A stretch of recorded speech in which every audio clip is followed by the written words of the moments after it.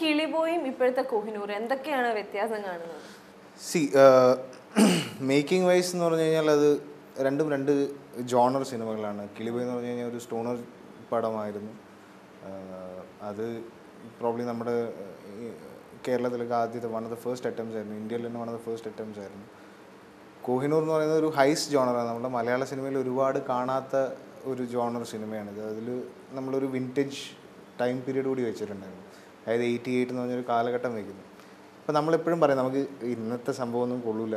എന്ത് കാര്യം എടുക്കുകയാണെങ്കിലും സിനിമ എടുക്കുകയാണെങ്കിൽ പറയും ഇന്നത്തെ സിനിമ നല്ല പഴയ സിനിമയായിരുന്നു, വൻ സംഭവമായിരുന്നു. അങ്ങനെ അല്ലെങ്കിൽ ഇപ്പോൾ ഓണത്തിൻ്റെ കാര്യം എടുത്തോളൂ, എങ്ങനെയുണ്ട് ഓണാഘോഷം എന്ന് ചോദിക്കുമ്പോൾ ഇന്നത്തെ ഓണമൊന്നും കൊള്ളില്ല, പഴയ ഓണമായിരുന്നു ഓണം എന്ന് പറയും. അപ്പോൾ ഈ വിൻറ്റേജ് എന്ന് പറഞ്ഞാൽ അല്ലെങ്കിൽ നൊസ്റ്റാൾജിയ എന്ന് പറഞ്ഞാൽ ആൾക്കാർക്ക് ഒരുപാട് താല്പര്യമുള്ളൊരു ഏരിയയാണ്. അപ്പോൾ ആ ഒരു തോട്ട് പ്രോസസ്സും കോഹിനൂർ എന്ന് പറഞ്ഞ സിനിമയുടെ മേക്കിങ്ങിലുണ്ടായിരുന്നു. ഈ സിനിമയിൽ ആൾക്കാർക്ക് ഇഷ്ടമുള്ള അല്ലെങ്കിൽ ആൾക്കാർ കണ്ട് മറന്നിട്ടുള്ള അല്ലെങ്കിൽ കാണാൻ ഇഷ്ടമുള്ള കുറേ വിഷ്വൽസ്. ഇപ്പോൾ പല കളികളാണെങ്കിലും നമ്മൾ സോങ്ങിലുള്ള ചട്ടിയേറ് പോലത്തെ സാധനങ്ങളാണെങ്കിലും മഴയത്തിറങ്ങി കളിക്കുക, മണ്ണിലിറങ്ങി കളിക്കുക, അങ്ങനത്തെ സാധനങ്ങളൊക്കെ ഇപ്പോൾ ഒരുപക്ഷെ എവിടെയും ചെയ്യാൻ പറ്റിയെന്ന് വരില്ല നമുക്ക്. അപ്പോൾ അതൊക്കെ സിനിമയിൽ റീക്രിയേറ്റ് ചെയ്യുക എന്നുള്ളത് ഭയങ്കര രസമുള്ളൊരു കാര്യമായിരുന്നു. മഴയത്തിറങ്ങി കളിക്കുന്നത്, അതുപോലെ കുറേ കോസ്റ്റ്യൂംസ് ആണെങ്കിലും സ്റ്റൈലിംഗ് ആണെന്നുണ്ടെങ്കിലും ഇപ്പോൾ അങ്ങനത്തെ കോസ്റ്റ്യൂം വന്നിട്ടുള്ള ആൾക്കാരൊന്നും കാണാനില്ല നമ്മളെവിടെയും. പിന്നെ അപർണയെ കൊണ്ട് സൈക്കിൾ ഓടിപ്പിച്ച ഒരു സീൻ ഉണ്ടായിരുന്നു. മരം ചുറ്റി പ്രേമവും പച്ചപ്പും ഇടവഴികൾ, അങ്ങനത്തെ ഇടവഴികളൊന്നും ഇപ്പോൾ ഇവിടെ അങ്ങനെ ഒരുപാടൊന്നും കാണാനില്ല, അങ്ങനത്തെ ഇടവഴികളൊന്നും. സോ അതൊക്കെ ഒരു വിഷ്വലി സിനിമയിലേക്ക് കൊണ്ടുവരിക എന്നുള്ളത് കോഹിനൂർ എന്ന് പറഞ്ഞ സിനിമയുടെ. ഇതിന്റെ ഷൂട്ടിംഗ് എങ്ങനെയാണ്? വളരെ എളുപ്പമുള്ള സംഭവമായിരുന്നു. ഇങ്ങനത്തെ ഒരു എങ്ങനെ ഉണ്ടായിരുന്നു ഷൂട്ടിംഗ്? നമ്മൾ 46 ദിവസം നമ്മൾ ആഘോഷിച്ചു തലശ്ശേരിയിൽ. അപ്പോൾ എല്ലാവരും ഞാൻ കേട്ടു അതിന്റെ എയർപോർട്ടിൽ എന്തോ സീൻ വളരെയധികം ബുദ്ധിമുട്ടിയിട്ടാണ് അതിന്റെ ലൊക്കേഷൻ കണ്ടെത്തിയത്. അതെ. നമ്മൾ ഓരോ ലൊക്കേഷൻ ഇപ്പോൾ 88 എന്ന് പറയുമ്പോൾ നമുക്ക് എങ്ങോട്ട് തിരിഞ്ഞു വെച്ചാലും മറ്റേ ബ്ലൂ ടാർപോളിൻ ഉണ്ടാവും. നമ്മൾ ഷൂട്ട് ചെയ്യുന്ന സ്ഥലങ്ങളിൽ കുറേ സ്ഥലത്ത് നമ്മൾ മാറ്റി പ്ലേസ് ചെയ്തു. പിന്നെ ആ സാധനം അഴിപ്പിച്ചു. ഇവിടെ ഐഡിയയുടെ ബോർഡ്, മറ്റേ ബോർഡ് എന്നൊക്കെ പറഞ്ഞ് അങ്ങനെ കുറേ സാധനങ്ങളൊക്കെ ഉണ്ടായിരുന്നു. അതൊക്കെ ഓരോ സാധനങ്ങളും നമ്മൾ മാറ്റി ക്ലിയർ ചെയ്തിട്ടാണ്. ഞാനിങ്ങനെ നടന്നു പോകുന്ന സീനിൽ ഒരു തെങ്ങിലൊട്ടിച്ചേക്കുന്ന സ്റ്റിക്കർ പോലും അവർ ഡീറ്റെയിൽഡ് ആയിട്ട് ശ്രദ്ധിക്കുന്നുണ്ടായിരുന്നു. അതാണ് കാലഘട്ടം റീക്രിയേറ്റ് ചെയ്യുമ്പോൾ one of the biggest challenges. അതാണ് നമുക്ക് എന്തെങ്കിലുമൊക്കെ പാളി പോകാന്ന് പറഞ്ഞാൽ അതിന് ഏറ്റവും ഇതുള്ളതാണ്. ആൾക്കാർ ആ ഒരു മൊത്തം ടൈം പീരീഡിൽ നിന്നും ഷിഫ്റ്റായി പോയി കഴിഞ്ഞ് കഴിഞ്ഞാൽ പിന്നെ ആ സിനിമയിൽ കണക്ട് ആയിരുന്നോളണമെന്നില്ല. അപ്പോൾ നമ്മൾ എമ്പത്തിലൊന്ന് ബിലീവബിളായിട്ട് ക്രിയേറ്റ് ചെയ്യുമ്പോൾ അങ്ങനെ ചെയ്യാൻ എല്ലാവരും, ഇപ്പോൾ നമ്മളുടെ ആർട്ട് ഡയറക്ടർ അജേട്ടനായാലും കോസ്റ്റ്യൂം ചെയ്ത സമീറാണെങ്കിലും മേക്കപ്പ് ചെയ്ത റോഷൻ ചേട്ടനാണെങ്കിലും അങ്ങനെ എല്ലാവരുടെയും ഒരു കളക്റ്റീവ് എഫേർട്ടാണ്. ഇപ്പോൾ എഡിറ്റ് ചെയ്ത അർജു ആണെങ്കിലും എല്ലാവരും അത്രയും ഡീറ്റെയിൽ ആയിട്ടിരുന്ന് ചെക്ക് ചെയ്ത് പ്രതീക്ഷ ഷൂട്ട് ചെയ്യുമ്പോഴാണെങ്കിലും പ്രതീക്ഷ മൂവിട്ട് മറ്റേ 10-12 കിലോ തൂക്കമുള്ള സാധനം വെച്ചിട്ടില്ല പ്രതീക്ഷ ബാക്കിലോട്ടാണ് നടക്കുന്നത് ഇത്രയും 12-15 കിലോ ഉള്ള സാധനം വെച്ചിട്ട്. അപ്പോൾ ഇപ്പോൾ ഇത്രയും ആൾക്കാരുടെ കളക്റ്റീവ് ആയിട്ടുള്ള ഒരു എഫേർട്ട് എന്ന് പറയുമ്പോൾ അതാണ് നമ്മളിപ്പോൾ സ്ക്രീനിൽ കാണുന്ന കോഹിനൂർ എന്ന് പറഞ്ഞ സിനിമ. ഇപ്പോൾ സിനിമ എന്ന് പറയുമ്പോൾ ഒരു കളക്റ്റീവ് എഫക്റ്റ് ആണ്. അതിനകത്ത് ആർട്സ് ഉണ്ടാവും, ആർട്ടിസ്റ്റുകളുടെ എഫേർട്ട് ഉണ്ടാവും, എഡിറ്റിംഗ് ഉണ്ട്, അങ്ങനെ പല മേഖലയുണ്ട്. അപ്പോൾ ഇതിൽ ഏതാണ് വിനീത് സാറിന് ഏറ്റവും എൻജോയ് ചെയ്തത്? ഇപ്പോൾ നമുക്ക് കോഹിനൂർ എന്ന് പറയുന്നത് ഒരു ടെക്സ്റ്റൈൽ ഷോപ്പാണ് നമ്മളുടെ. അപ്പോൾ കോഹിനൂർ എന്ന് പറഞ്ഞാൽ ടെക്സ്റ്റൈൽ ഷോപ്പ്. അന്നത്തെ ഒരു ടെക്സ്റ്റൈൽ ഷോപ്പ് നമുക്ക് സെറ്റ് ഇടണം. അത് നമ്മൾ ഒരു ലൊക്കേഷൻ ചൂസ് ചെയ്തിട്ട് ഇപ്പോൾ തലശ്ശേരി നമ്മൾ ആണ്ടല്ലൂർക്കാവിലാണ് അത് ലൊക്കേഷൻ സെറ്റ് ചെയ്തിട്ടുള്ളത്.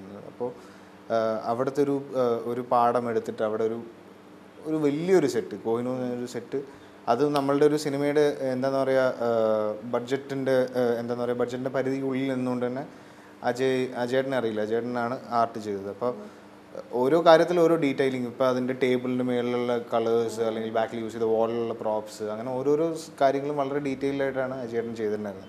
പിന്നെ ഇപ്പോൾ ഇതിൽ നിങ്ങളൊക്കെ യൂസ് ചെയ്ത കോസ്റ്റ്യൂംസ്, ഇപ്പോൾ സമീർ ഓരോ സാധനങ്ങളും, ഇപ്പോൾ അപർണയുടെ കോസ്റ്റ്യൂംസ് ആയാലും ആസിഫിൻ്റെ ആയാലും ആ കാലഘട്ടം റീക്രിയേറ്റ് ചെയ്യാൻ വേണ്ടിയിട്ട് എന്തൊക്കെ സ്റ്റൈൽ ആവശ്യമുണ്ടോ അതൊക്കെ ഓരോരോ എലമെൻസ് ആയിട്ട് എല്ലാവരും കൊണ്ടുവന്ന് ചേർത്ത് തരുമായിരുന്നു. പിന്നെ ഇതിലുണ്ടായിരുന്ന റോഷൻ ചേട്ടൻ മേക്കപ്പ് എന്ന് പറഞ്ഞു കഴിഞ്ഞാൽ കുറേ സ്പെഷ്യൽ എഫക്ട്സ് മേക്കപ്പും ഉണ്ടായിരുന്നു. പിന്നെ കണ്ടിന്യൂറ്റി പിടിക്കേണ്ട കുറേ മേക്കപ്പിൻ്റെ ഇതുണ്ടായിരുന്നു. അപ്പോൾ അജുവിൻ്റെ ലുക്ക് എന്നൊക്കെ പറഞ്ഞാൽ ഭയങ്കര ഡിഫറെൻ്റ് ആയിട്ടുള്ളൊരു ലുക്കായിരുന്നു. അപ്പോൾ അതൊക്കെ പിടിക്കാനായിട്ട് ഒരു കളക്റ്റീവ് എഫേർട്ടായിരുന്നു. നമ്മൾ ഒരുപാട് റെഫറൻസ് എടുക്കുന്നത്, പിന്നെ കുറേ ഡിസ്കഷൻസും അതൊക്കെ ചെയ്തിട്ടാണ് ഓരോരുത്തരും ലുക്ക് ഫൈനലൈസ് ചെയ്ത് ഇന്ന ലുക്കിലേക്ക് ഓരോരുത്തരും കൊണ്ടുവന്നു.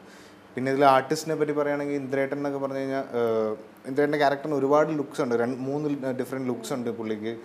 അതേപോലെ തന്നെ 3 ഡിഫറെൻറ്റ് ഷെയ്ഡ്സ് ഉണ്ട്. അപ്പോൾ പുള്ളിയൊക്കെ അത് വളരെ ഭംഗിയായിട്ട് ക്യാരി ഓഫ് ചെയ്തു. ഭയങ്കര ഒരു സേഫ് ആക്ടറാണ് ഇന്ദ്രേട്ടൻ. നമുക്ക് കാര്യങ്ങളൊക്കെ വെറുതെ പറഞ്ഞു ഇന്ദ്രേട്ടൻ ഇതാണ് സീൻ എന്ന് പറഞ്ഞു കഴിഞ്ഞാൽ പുള്ളി ഇംപ്രവൈസ് ചെയ്യും. പിന്നെ ബാക്കി നമുക്ക് അതെ ഒരു ടെൻഷനും ഇല്ലാണ്ടോ. ഇന്ദ്രേട്ടൻ്റെ അടുത്ത് സീൻ ബ്രീഫ് ചെയ്ത് കഴിഞ്ഞ് കഴിഞ്ഞാൽ പിന്നെ ഇന്ദ്രേട്ടൻ അതിൻ്റെ പുറത്ത് ഇംപ്രവൈസ് ചെയ്ത് ചെയ്യായിരുന്നു.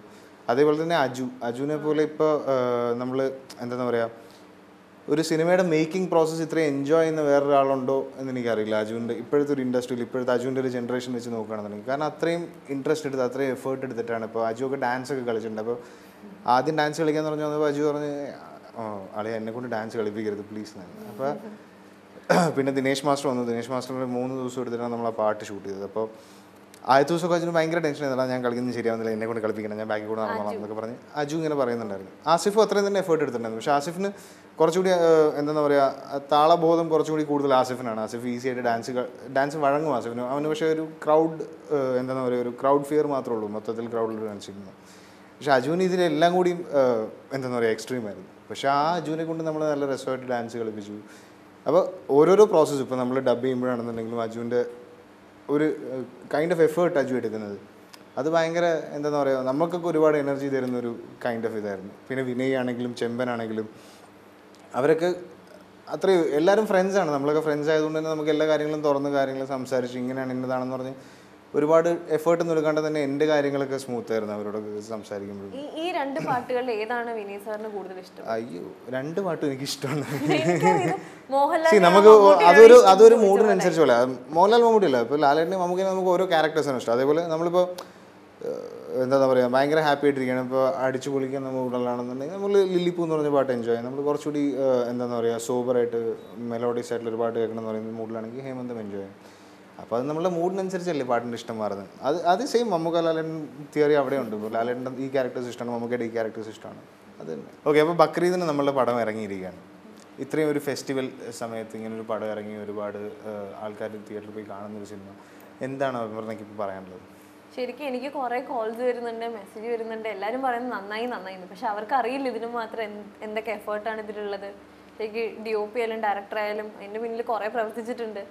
പിന്നെ ശരിക്കും പറഞ്ഞാൽ എനിക്ക് വളരെ നല്ലൊരു എൻട്രിയാണ് ഇൻഡസ്ട്രിയിലേക്ക് കിട്ടിയിട്ടുള്ളത്. കുറേ പേരെന്നെ അറിയാൻ തുടങ്ങി.